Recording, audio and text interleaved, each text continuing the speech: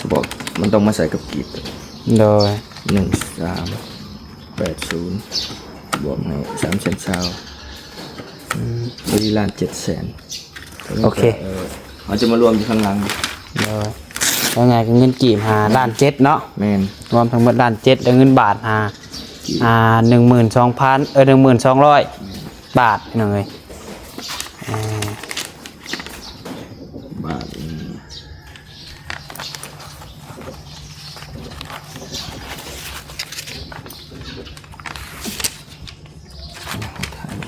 โอเคมีแต่ว่าตัวนี้จะจดเบอร์ใส่ให้เฮานะมันจะโอเคเพราะว่าเฮายังบ่ได้สั่งมื้อนี้ประมาณบ่มื้อกับมื้อฮื้อไอ้โทรหาเฮาเลยไอ้เลือกสีมาโอเคบัดนี้กรณีที่ไอ้สิเอาน่ะไอ้สิเอาลบคือลบข้างลบน่ะสิเอาสีเดียวกันเลยบ่หรือว่าสิตัดมันหั่นนะสีลบสีหยังเนาะคนคือเฮาใส่แคบดำบางเทื่อนะโอเคเฮาใส่แคบแต่จังหวะสิไปถ่ายให้เบิ่งพี่น้องนี่คือของเรานี่เนาะฮักเฮ็ดแล้วได้นี่เนาะปัญหาปัว12,000 บาทมันตกอยู่12,700 บาทเนี่ยเนาะสำหรับเพื่อนน้องน้อยสำหรับมุงอารูซิ่งมุงหลังคารถทั้งหมดทั้งยางเบิดแล้วพี่น้องเนาะตกอยู่12,700 บาท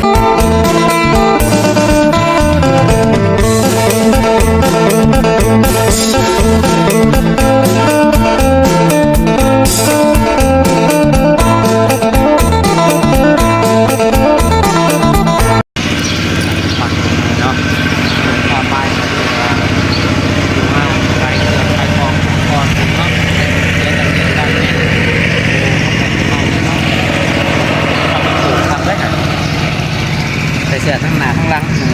เสือผมมีสิบเวลาขี่รถไปแหละที่พุ่นขี่มันถือมันแสบก็พอเนาะทักทายสบายดีเด้อพี่น้องเด้อสบายดีสวัสดีผมเป็นพี่น้องเอฟซี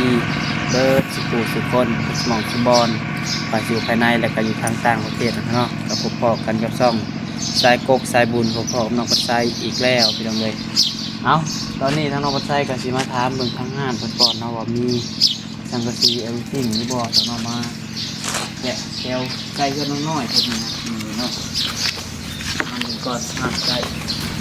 มีคนอยู่ห้านอยู่บ่มีคนอยู่ห้านบ่เนาะมีอ่ะนะวะสังกะสีเอลซิ่ง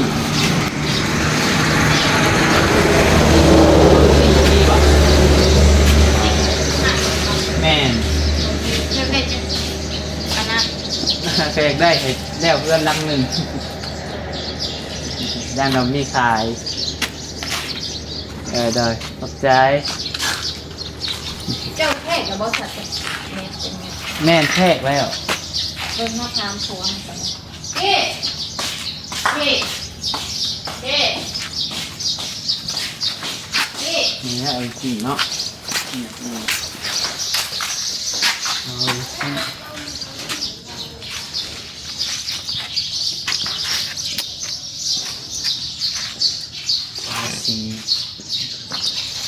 สีธรรมดาอีกเนาะแต่ก็สีธรรมดาหมักมูธรรมดาแม่มีขายอยู่บ่ไอ้เรื่องจากแม่เล่นเป็นจดมาให้ตามนี่นะ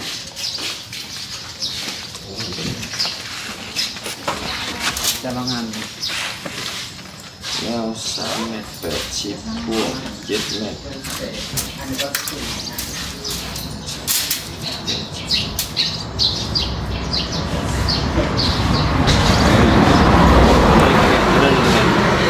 ก็มีหลายเป็นตัวหลังนะตัวอันซื้อห้าขาดเนาะ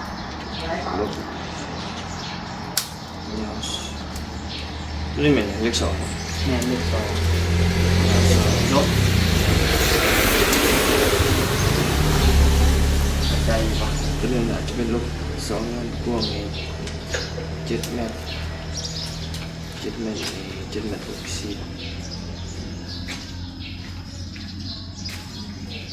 ลบอ้วกลบอ้วกลบน้ำ จะเป็นจดเลยจ้ะเข้าใจว่าคำเข้าใจได้โทษถามมันเลย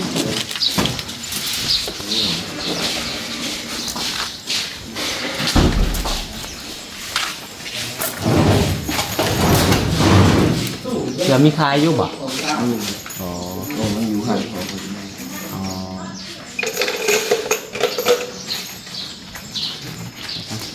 ลองเงินคิดไรถ้าลองเบิ่งกันจ้ะน่าจะมีห้าเลยจ้ะ โอเคอ่า มีคนทำ ตัวนี้นะไอ้มีสีอยากได้ละสีอะไรก็ได้ ไม่ได้สีใด สีนี่บ่ เนี่ยเม็ดซาว สี เอาคล้ายๆกับสีอันยังก็เสื้อลาบ่ ก็จะหรือว่าสีอะไร สีแดงบ่สีแดงสดแบบอันนั้นบ่ เอาสีแดงนี่แหละสีแดงสีตำเนินี่แหละ สีน้ำตาล สีอันเลือดหมูบอกเขาเลยตัวสีแดงกับแดงจัดลีก็มีเนาะไม่เชื่อสีอย่างเนาะสียังก็ได้เนาะเขาจะได้มุ่ง เลย แถมให้งามไปคล้ายๆกับสีกับอันนั้นแหละสีไมเซอร่าแหละ ก็ได้ สีแดงอมสมอันนี้ ความที่ตกเป็นเงินเท่าไรนะพี่น้อง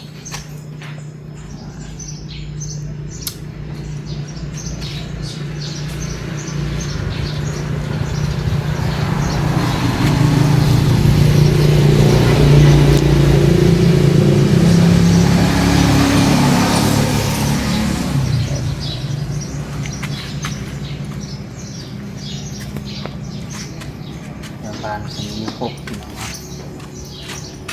เดี๋ยวนะครบเพราะมันใกล้แน่หาดอ่ายแล้วนี่มันใกล้กันกับเพื่อนนอกเพื่อน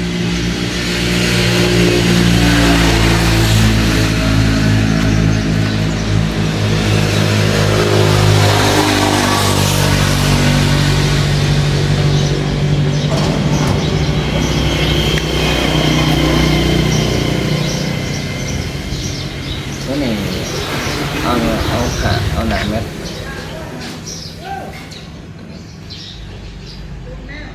มีลบกวงหนึ่งอันลบกวงเนี่ยมันจะเป็นทางหนามที่ ซีเมนต์เท่ากับบุคอยหูบันไดเพราะว่าสร้างคนจดมาใหายแบบนี้นะ ลบกวงเนี่ยก็ตกอยู่เฉพาะทางหนามมันก็7 เมตร60เพื่อนเชียนใส่ว่าเอาหนาเม็ดแผ่นเรียบกั้ว หนาเม็ดเดียว โอ้มันให้ทำ ลบหนามันก็เด่นเฉพาะตัวเรือนใหญ่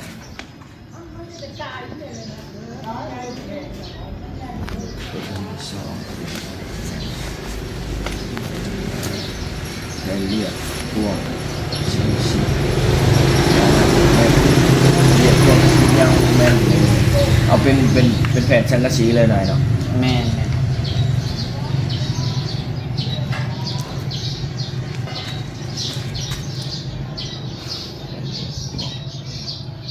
แผ่นชังกะชีคือว่าลูกชิ้นอะไรหนึ่งเนาะอันเดียวกันพี่น้องเลยนะเดี๋ยวมีคนบอกเข้าใจได้แต่เวลาไปสั่งสังกะสีแน่ ตัวนี้กันสามนา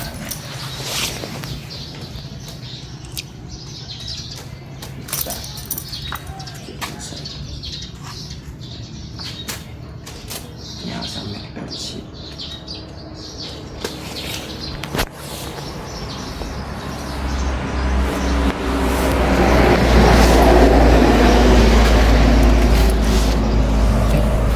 ง่ายแล้วไล่ให้ก่อนเนาะตกเป็นเงินจักกีบจักบาท 3 เมตร80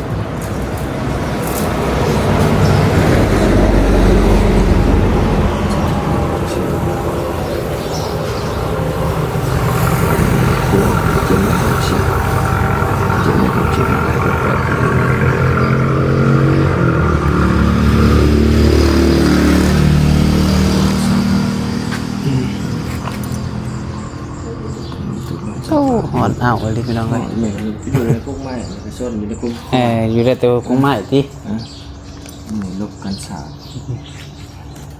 ลบกันสาดนี่ขางมันเต้ตัวนี้3 เมตร80 2 แผ่น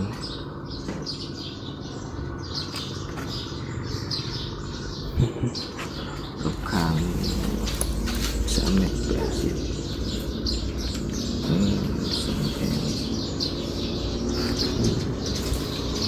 ผู้คนคล้ายๆสิหูดอก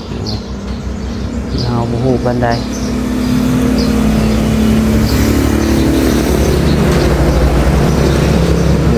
เดินไหนเป็นเงิน เม็ด120 บาทเพราะว่า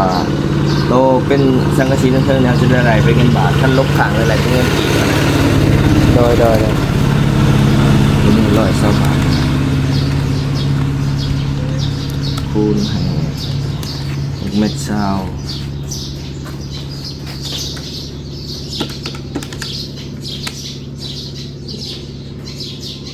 ตัวนี้มันจะตกอยู่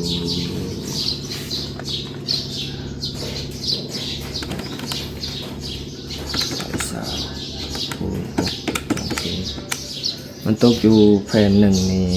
เพราะว่าไปเขาต้องได้คิดหลายเป็นแผ่นเลยนะ โดย แผ่นละจำคูณจำนวนบัดนี้นะ ตัวนี้มันจะตกอยู่700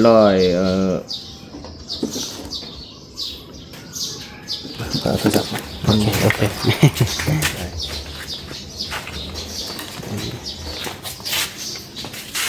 ตกอยู่เม็ดละเม็ด120บ่ แม่เม็ด120 บาท โอเคเม็ดละ120 บาท100 ปลายตัวอันนี้คือตัวธรรมดาบ่ตัวกลางแบบมาตรฐาน ตัวนี้แม่นใส่ดีแล้วแบบของข่อยสั่งนี่แหละตัวนี้120 บาท ตัวนี้ ตัวนาข่อยใส่อันนี้ก็ทั้งก็แล้ววานสิ โอเค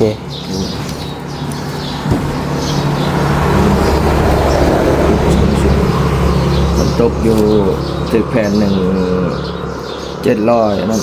744 บาท ตัวถือว่ามันจะยาวอยู่6 เมตรเช้านะ โดยตัวล้างใหญ่ตัวนี้บ่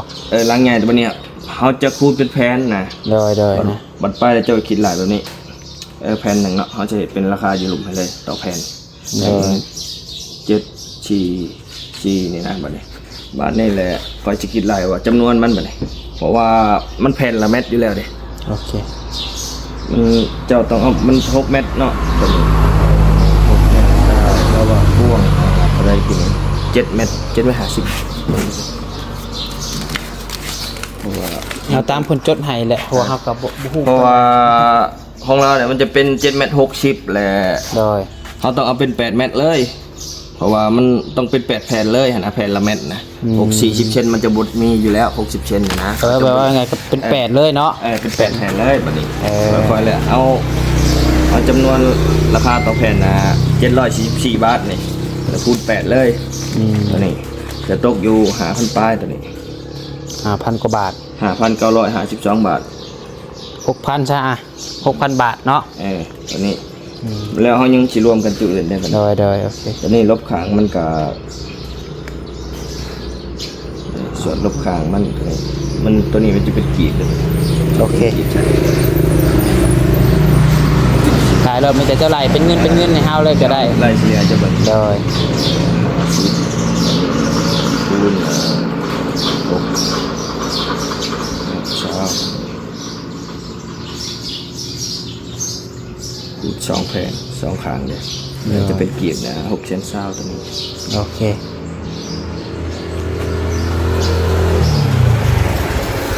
ตัวนี้มันจะเป็นลบพ่วงมันลบหนามันลองไปเลย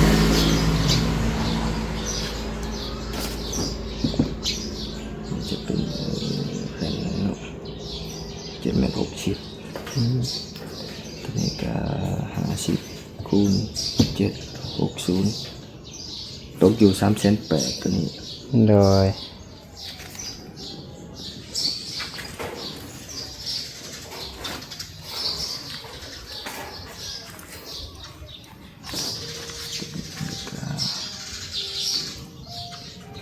เรียกนี่6 เมตรละ100 บาทตัวบริเหยียบนะ100 บาท โดย ทางหน้ามันเขาจะบริเหยียบ นี่กระเดียบจังให้เลยหั่นแหละ ตัวทางหน้านี่มันจะเราให้เป็นตัวเรียบเลยโดยแม่ มันจะบริเหยียบ6 เมตรกับ600 บาท เม็ดละ100เนาะ มันบริเหยียบได้สิ กันศาสตร์อะไรวะ แม่นมันสิบังกัดสาดูคือเอาตีหนามันนี่เด้แต่คือตัวนี้เลยเขาให้เขาเจ้าเหยียบเป็นตัวนี้เขาใส่เลยแต่ว่าตัวนี้มันจะเป็นแบบคือสังกะสีแผ่นเรียบไอ้ไปแปะใส่อะไรยิงจับน็อตเลยแบบนั้นเรียบเลยไป โอเคเข้าใจละ มันจุดกันฉากลูกซี่8 แผ่นมันก็ตกอยู่ตรง3.80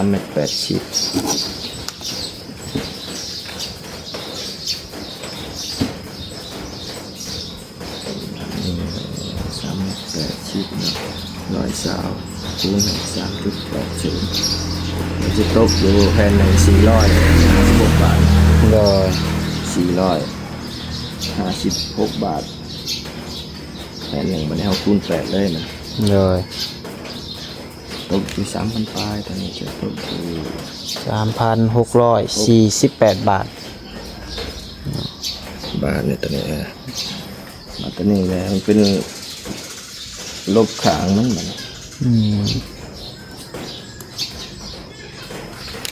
ลดตัวหลังหน่อยฮะเนาะ ลบขางลังก่อนมันแต่ว่าตอนนี้มันคือจิบริษัทเนี่ยมันก็คือจีแบบว่าโค้งเขาตัวนี้แล้วมันจะได้โค้งไปไหน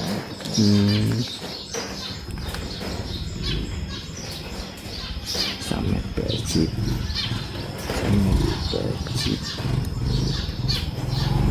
คูณ2จะตกอยู่2 แผ่นคูณ2ก็3.80ยังจีเนี่ยกี่เนี่ยบาท โอเคเมื่อรวมเงินป่ะ แล้วสิรวมมันจะบ่ เลยทำสิตกก็ได้ บาท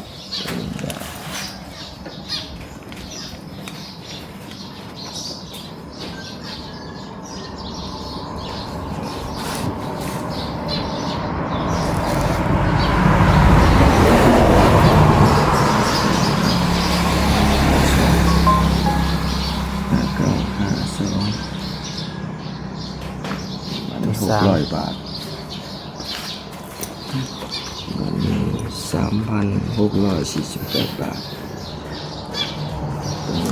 2บาทนี่10,000กับ200 เงินบาทเนาะ12,000 บาท 200 บาท โอเค กีบใบ เลย กีบแค่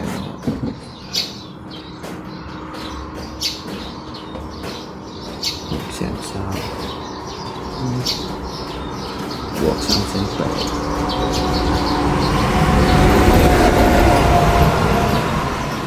บวก3,800แค่นี้กีบนี่ตกอยู่ 1,380,000จะเบิดไปหลายได้เพียงเนาะ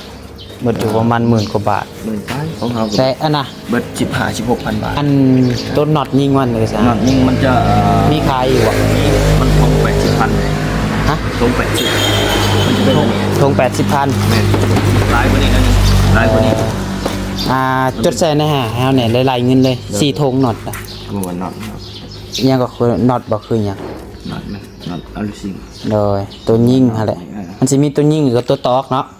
ตัวอันตอกคือตะปูก็มีเนาะ ไอ้ที่จับไม้หรือจับเหล็กตัวนี้ ไม่ คันไม้แล้วเขาจะใช้หัวแหลมแบบนี้ โดย คันเหล็กมันจะมีหัวเกลียวหันแปรๆนิดนึง แม่นโค้งไม้โค้ง โด เนาะ ย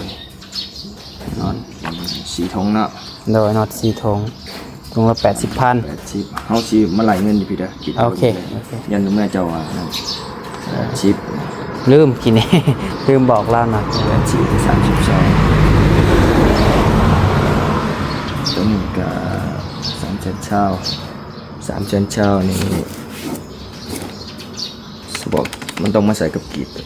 โดย 1380บวกให้3 เช้นเช้าบริลาน700,000 โอเค เขาจะมารวมอยู่ข้างหลัง โดยแล้วไงก็เงินกีบ1,700,000เนาะ แม่น รวมทั้งหมด1,700,000แล้วเงินบาท12,200 บาทพี่น้องเอ้ย บาท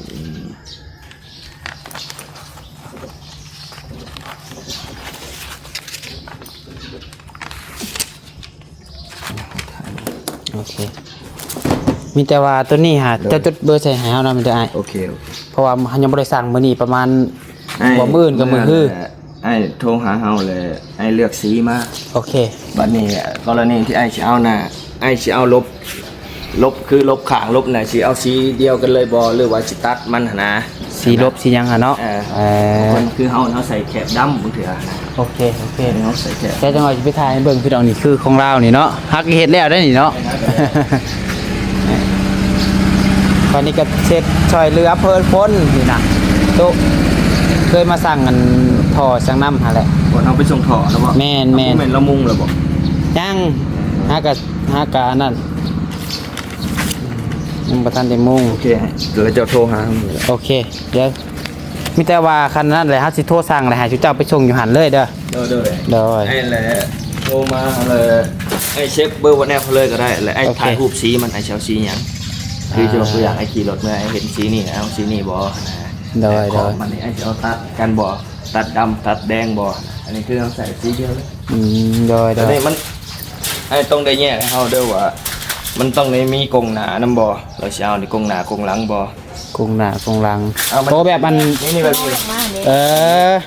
ไอ้ว่าสมมุติว่าหลังน้อยไอ้นี่ไอ้อยากได้กรงหน้า อ่า หลังใหญ่ไอ้ก็อยากได้กรงหน้า โดย แต่ว่ากรณีที่ว่าไอ้อยากกงหน้ากงหลังแล้วมันต้องได้เพิ่มอันนี้ออกเขานะมันจะเพิ่ม30 เซน ต้องเพิ่มตัวนี้แล้วก็ที่ ทั้งหลังเขาเพราะว่ามันจะได้เป็น2ส่วน โอ้ เพราะว่ามันจะเห็ดบ่ได้คือแบบว่าในแผ่นเดียวเห็ดกงหน้ากงหลังบ่ได้อันนี้ก็เฮาตะกี้ก็สั่งกงหน้ากงหลังมันบ่ได้ เราก็เลยใส่แฮนด์เขาจะกงหลังแล้วเขาก็ใส่ลบหนาวคือเราลักษณะเราให้เขาใส่ลบหนานี่มีแต่กงหลัง อ๋อ มันมีลบหนามันก็ใส่กันเองมันก็บ่ได้เห็นขอบทั้งอาชีกันเอง โอเคนั้น เออ ไอ้เชฟเบอร์เขาวัดแอปเท่าไหร่ โดยโอเคเดี๋ยวสิทักหา ไอ้เจ้าอยู่บ้านหรืออยู่บ้าน เฮาอยู่เซโนพุ่นคนเซโนแต่มาเฮ็ดเฮือนในเพิ่นอยู่นี่แหละโดยเพิ่น โอเคนี่นะประมาณนี้พี่น้องเนาะ เซาซีเมนต์50 เออเป็นเฮือนรถเล่านี่เนาะ วางจอดรถ นี่พี่น้องเอ้ยประมาณ เรา นี้ ก็ยังเบิด16,000 นี่ฮะบ่เฉพาะมุงนะ แม่นครับต้องได้ยังขาสั่งถึกแน่ อ่ะ คนรู้จักกันแล้วเขาถึก 6 ล้านนะมึง โอ้ สมมุง6 ล้านได้ถึกแน่ โดย ตั้งเซาก็ดูใหม่ต่างหากราคาตัวใหม่ต่างหาก โอเค อีก2ชั่วโมงเขาเจ้าที่มาเกาะนี่ โดยขอบใจหลายเดี๋ยวได้โทรหาเด้อ โดย ขอบใจโดยนั่งเลยไปสายพี่น้องเนาะมีแต่ว่าจำไปก่อนบัตรหนึ่งทางน้องพัดไส้นะครับเนาะมาคือว่ารวมๆเพียวเนาะเงินบาทนี่มันตกอยู่12,000 บาท แต่ก็เงินเป็นเงินกีบนี่ตกอยู่1 ล้าน700,000 กีบ ก็ไปแล้ว 1,700,000 กีบโทรศัพท์คนหน่อยหนึ่ง1,700,000นี่มันตกเป็น1,000 ว่ะ1,500 2,500 บ่ ประมาณนั้น